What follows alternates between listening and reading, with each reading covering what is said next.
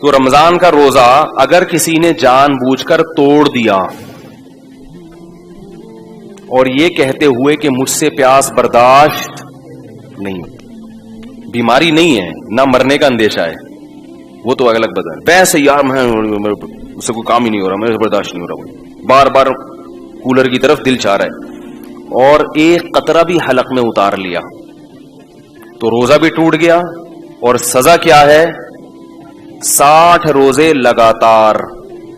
نہیں آ رہی میرا خیال ہے بات سمجھ۔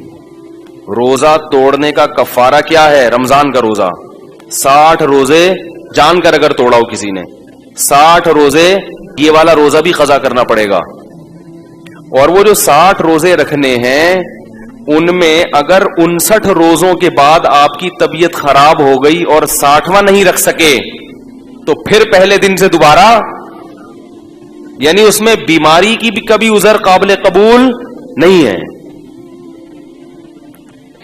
کیونکہ یہ کس کا روزہ ہے؟ رمضان کا، یہ مذاق نہیں ہے، یہ اللہ کا بہت بڑا حکم ہے۔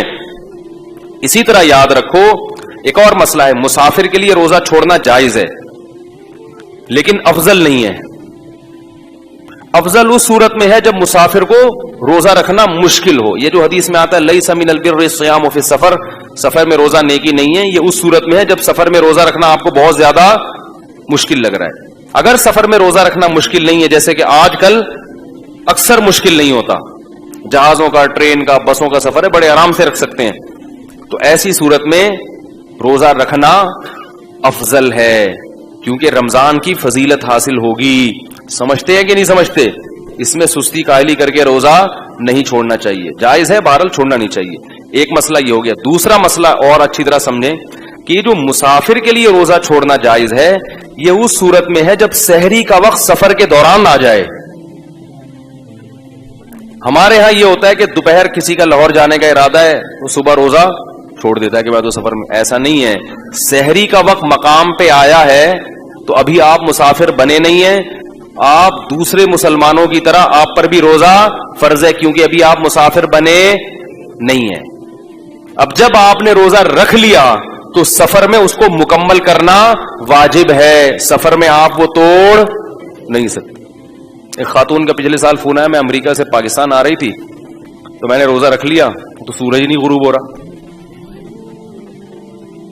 سورج غروب یا تو یہاں سے جاتے ہوئے ہوتا ہے یا آتے ہوئے، ایک طرف ہوتا ہے، تو میں نے کہا جاتے ہوئے غروب ہی غروب ہو رہا تھا نا، ٹھیک ہے نا، تو وہ کیا کریں؟ میں نے کہا روزہ رکھنا فرض ہے، کیونکہ سحری مقام پہ ہو رہی ہے، سحری امریکہ میں مقام پہ کی انہوں نے، تو اب جہاز میں بیٹھ گئے تو سورج کتنا ہی لمبا ہو گیا، ٹھیک ہے، روزہ رکھنا پڑے گا۔ تو کبھی کبھار ہی ایسا ہوتا ہے، ہاں جان پہ بن پڑے یا بیمار ہونے کا اندیشہ ہو، وہ تو پھر سفر نہ بھی ہو تو بھی روزہ توڑنا بولو بھائی جائز ہے۔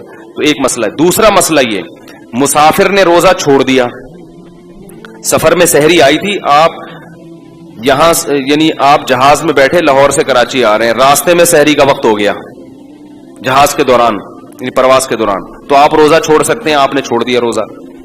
لیکن جب آپ نے روزہ چھوڑا تو جہاز میں ہی بیٹھ کے جتنا کھانا ہے کھا لیں۔ جب ایئرپورٹ پہ آپ اترے اور کراچی میں مقیم بن گئے تو جیسے ہی اپنے علاقے میں داخل ہو گئے، یعنی شہر میں داخل ہوئے، تو اس وقت کھانا پینا آپ کے لیے جائز نہیں ہے، بند، کیونکہ اب آپ مسافر نہیں رہے۔ اگرچہ روزہ نہیں ہے لیکن روزے داروں کی طرح آپ کو رہنا پڑے گا، کیونکہ آپ نہ مسافر رہے نہ مریض رہے۔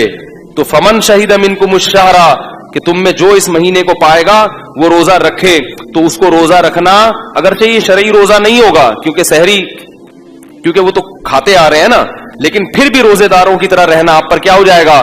واجب ہو جائے گا۔ نہیں آ رہی بات؟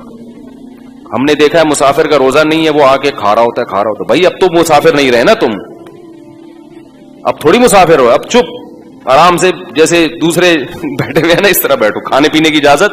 وہ کہتے ہیں جب میرا روزہ ہی نہیں ہے تو روزہ بھی مجھے بعد میں بھی قضا کرنا پڑے گا اور اب بھی مجھے کھانے پینے کی اجازت نہیں ہے۔ بالکل ایسا ہی ہے، بعد میں یہ قضا بھی کرنا پڑے گا، کیونکہ آدھے دن تو آپ چرتے رہے نا، آدھے روزے تھوڑی ہوتے ہیں، اور آدھا دن آپ کو روزے داروں کی طرح رہنا بھی پڑے گا۔ سمجھ رہے کہ نہیں سمجھ رہے؟ تو یہ حکام ہے جن کی لوگ رعایت نہیں کرتے۔